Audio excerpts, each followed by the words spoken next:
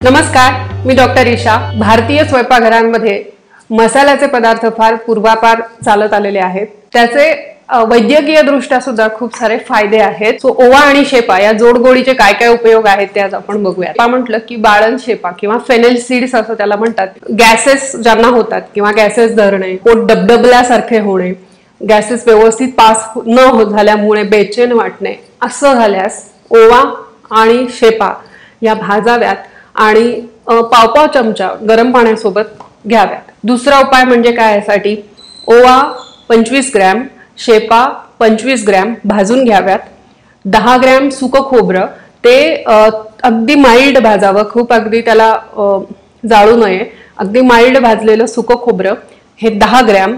त्यानंतर तीळ, पांढरे तीळ घ्या, काळे तीळ घ्या, कुठलेही तीळ घ्या, ते थोडेसे भाजून 10 ग्रॅम।